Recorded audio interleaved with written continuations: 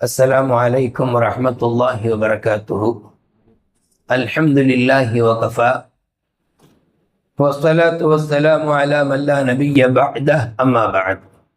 قال الله سبحانه وتعالى في كلامه القديم: وأمر أهلك بالصلاة واصطبر عليها لا نسألك رزقا نحن نرزقك والعاقبة للتقوى. ஆமன்னா பில்லாஹி ஸதகல்லாஹுல் அலிய்யுல் அஸீம். கண்ணியத்திற்கும் மிகுந்த மரியாதைக்கும் உரித்தான மேலான பெரியோர்களே, பாசத்திற்குரிய சகோதரர்களே, கண்மணி நாயகம் ஸல்லல்லாஹு அலைஹி வஸல்லம் அவர்களின் கண்ணியமான உம்மத்துமார்களே, இன்று சுபகுடைய தொழுகையில அற்புதமான சில வசனங்களை நாம் ஓத கேட்டோம். அல்லாஹ் ரப்புல் ஆலமீனுடைய வேதத்தின் ஒவ்வொரு வரிகளும் அது வைரம், கருத்துகளாலும் வார்த்தையினுடைய நயங்களாலும் ரொம்ப அற்புதமான விஷயங்களை கொண்டுள்ளது. அல்லாஹ் சொல்லுகிற ஒவ்வொரு வார்த்தைகளையும் கூர்ந்து கவனித்தால் மூமின்களுக்கு ஈமானும் அமல சாலிகும் அதிகமாகும், உறுதியாகும்.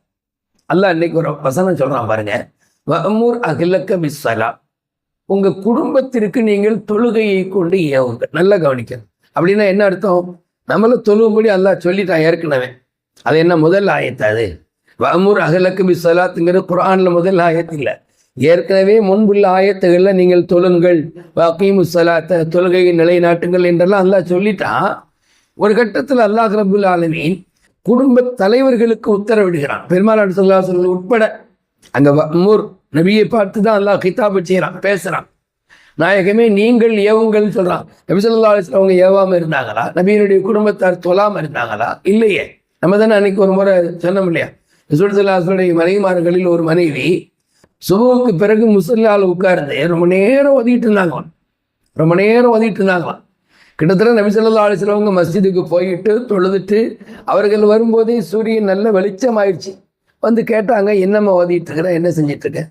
இந்த மாதிரி நான் திக்ருகள் மற்ற இதெல்லாம் ஓதிக்கிட்டு இருக்கேன். அது ஒரு சம்பவம். அது அப்போ அதுலேருந்து நமக்கு என்ன தெரியுதுன்னா, நபிகள் நாயகம் ஸல்லல்லாஹு அலைஹி வஸல்லம் அவர்கள் தன்னுடைய குடும்பத்தாரை தொழுகையை கொண்டு ஏவினார்கள், அவர்கள் தொழுது வந்தார்கள். இப்ப நமக்கு தான் இந்த உத்தரவு, வஅமுர் அஹ்லக பிஸ்ஸலா, குடும்ப தலைவர்களை நீங்கள் உங்களுடைய குடும்பத்தாருக்கு தொழுகையை கொண்டு ஏவுங்கள்.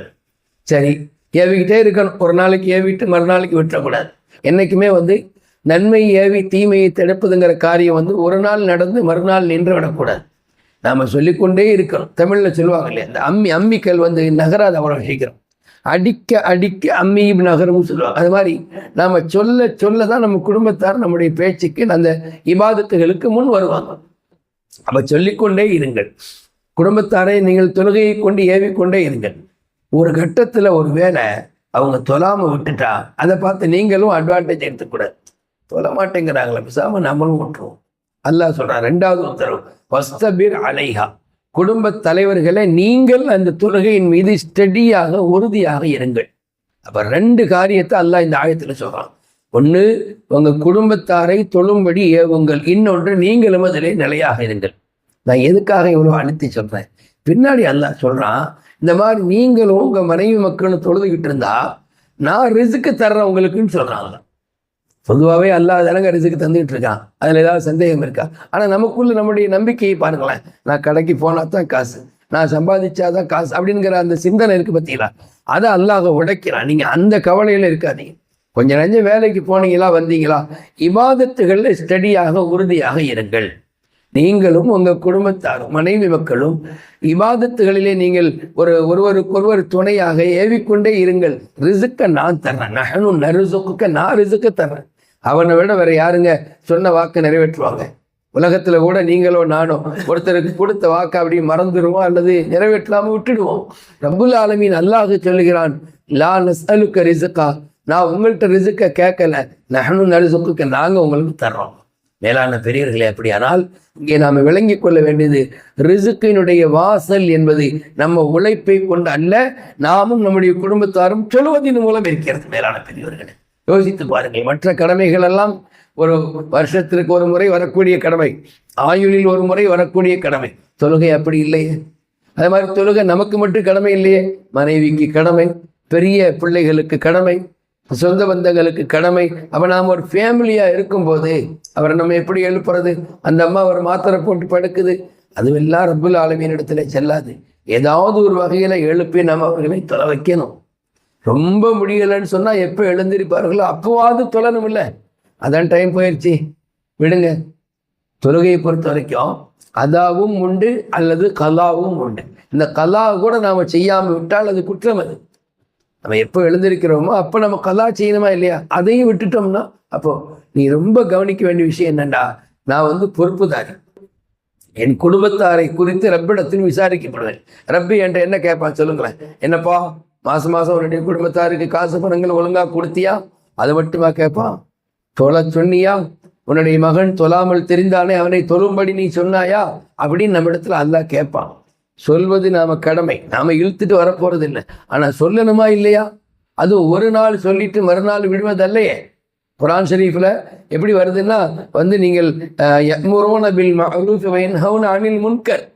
நல்லடியார்கள் முஃமின்கள் எப்படி இருப்பாங்கன்னா பிற மக்களுக்கு நன்மையை கொண்டு ஏவிக்கொண்டே இருப்பார்கள். அப்போ ஏவிக்கொண்டே இருக்குதல் என்பது நம்முடைய கடமை, நாம விட்டுடக்கூடாது. ஹதீஸ்ல வருது எந்த வீட்டிலே ஒரு கணவர் அவர் முதல் கட்டமாக எழுந்து தொழுது விட்டு பிறகு தன்னுடைய மனைவியை தொழுவதற்காக எழுப்புவார். அப்படி எழுப்புகிற போது மனைவி இயலாத பட்சத்தில் கொஞ்சம் தண்ணீரை, ரொம்ப வாளி நிறைய இல்லை, குடம் நிறைய இல்லை, கொஞ்சம் தண்ணீரை அந்த மனைவியின் முகத்தில் தெளிப்பாரோ அவருக்கு அல்லாஹ் கிருபை செய்வானாக. பார்த்தீங்களா? இங்கே நமக்கு ஏதாவது அடிக்கடி விழுந்துடும். அதனால நம்ம கொஞ்சம் பார்த்து தான் தண்ணியை தெளிக்கணும். ஆனால் எழுப்பணுங்கிறது அங்கே கருத்து. நீங்கள் தண்ணியை தெளிக்கிறத மட்டும் கண்ணை வச்சுக்கூடாது, எழுப்பணும். அப்படி யார் எழுப்புவாரோ அந்த குடும்பத்திற்கு அல்லாஹ் ரஹ்மத் செய்வானாக அப்படின்னு நாயம் ஸல்லல்லாஹு அலைஹி வஸல்லம் துஆ செஞ்சிருக்காங்க. ஒரே ஒரு நிகழ்வு பாருங்க. அதாவது சஹாபாக்களின் குடும்பத்தில் எப்படி நடந்திருக்கு பாருங்க. சஃப்வான் இப்னு முஅத்தல் அப்படின்னு ஒரு சஹாபி. அவர் ரசூல் ஸல்லல்லாஹு அலைஹி வஸல்லம் அந்த சபையில் உட்கார்ந்துருக்கிறாரு. ஒரு நாள் பகல் பொழுதில் ஒரு அம்மா வருது. அந்த அம்மா வேற யாரும் இல்லை, சஃப்வான் இப்னு முஅத்தலுடைய மனைவி தான். தன்னுடைய கணவரை பற்றி நாயகம் ஸல்லல்லாஹு அலைஹி வஸல்லம் குற்றச்சாட்டு வைக்கிது. என் கணவர் சுபகு தொழுவதில்லை. 2-3 குற்றச்சாட்டு, நமக்கு அது டைம் இல்லை, ஒன்று மட்டும்தான். என்னுடைய கணவர் சுபகு தொழுவதில்லைன்னு சொல்லுது அந்த அம்மா. அப்படியாம்மா? பார்க்குறாரு, கணவர் அங்கே தான் இருக்கிறாரு. என்னப்பா உங்கள் வீட்டு அம்மா உன்னை பற்றி சொல்லுது, நீ சுபகு தொழுகிறது இல்லையா அப்படின்னு. அப்போ அவங்க சொன்னாங்க, யார ரசூலல்லாஹ், நான் ஒரு அன்சாரி தோழருடைய தோட்டத்தில் இரவு நேரத்திலே நீர் பாய்ச்சக்கூடிய வேலை பார்க்கிறேன். நைட் ஒர்க்குனா அப்படித்தான். எப்படின்னா கொஞ்சம் லேட்டாக ஆகும் படுப்பதற்கு. அப்போ நம்ம லேட்டாக படுக்கும்போது எழுந்திருக்க முடியாமல் போகிறது இயல்பு தான். லேட்டாக படுங்கன்னு நான் சொல்லலை. நமக்கு வேலை வெட்டிகள் ஒன்று இல்லாவிட்டால் சீக்கிரமாக படுப்பது தான் சாலிஹீன்களின் நடைமுறை. பெருமானார் ஸல்லல்லாஹு அலைஹி வஸல்லம் சொல்வார்கள், மக்ரிபுக்கு பிறகு தூங்காதீர்கள், இஷாவுக்கு பின்பு வெட்டி கதை பேசாதீர்கள். நல்லா கவனிச்சிக்கணும். மகரிப் பிறகு தூங்கிருக்கா. சில பேர் மகரிப் பிறகு தூங்குவாங்க, அது இல்லை. இஷா ஒன்று இருக்குது. இஷாவுக்கு பிறகு வீணான வெட்டி கதைகள், மொபைலில் ஏதாவது பார்த்து கொண்டு தூங்காமல் லேட்டாக தூங்கி சுபுக்கு இல்லாமல் ஆகிவிடாதீர்கள். இதுதான் அந்த ஹதீஸுடைய கருத்து. அப்போ சஃப்வான் இப்னு முஅத்தல் ரலியல்லாஹு அன்ஹு சொன்னாங்க, யார ரசூலல்லாஹ், நான் ஒரு அன்சாரி தோழருடைய ஒரு தோட்டத்திலே நீர் பாய்ச்சக்கூடிய வேலைகளை பார்க்கிறேன். அந்த வேலையை முடித்த பிறகு அப்படியே அசந்து விடுகிறேன் நாயகமே, எழ முடிவதில்லை.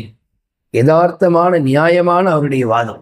அந்த அம்மாவுடைய குற்றச்சாட்டும் கரெக்டு, அவர் சொல்லக்கூடிய காரணமும் நியாயமானது. ஒரு இடத்துல வேலை பார்த்தா நம்ம வேலை பார்க்க முடியாதுன்னு சொல்ல முடியாது, அது ஒரு வருமானம்.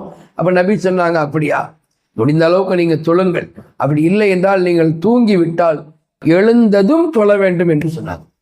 2 விஷயங்க. ஒன்று, நாம் தூங்கிட்டோம்னு சொன்னால் தொழ முடியாமல் போச்சுன்னா அப்படியே கைவிட்டிடக்கூடாது. ஒரு வக்கத்து போனால் என்னதான் 4 வக்கத்து தொழுகிறோமே, 5 வக்கத்து நமக்கு கடமையாக்கப்பட்டிருக்கு. நாம் மூசா அலைஹிஸ்ஸலாமுக்கு நன்றி செலுத்தணும். நபி ஸல்லல்லாஹு அலைஹி வஸல்லம் 50 வக்கத்தை வாங்கிட்டு வந்தாங்க. இங்கே யோசிச்சு பாருங்க, ஒரு சின்ன கற்பனை. 50 வக்கத்தை கொண்டு நம்மள்ட்ட கொடுத்திருந்தா சஹாபாக்கள் நிறைவேற்றிருப்பாங்க, தாபிகீன்கள் வலிமார்கள் நிறைவேற்றிருப்பாங்க. நம்ம கதை என்ன ஆகும்?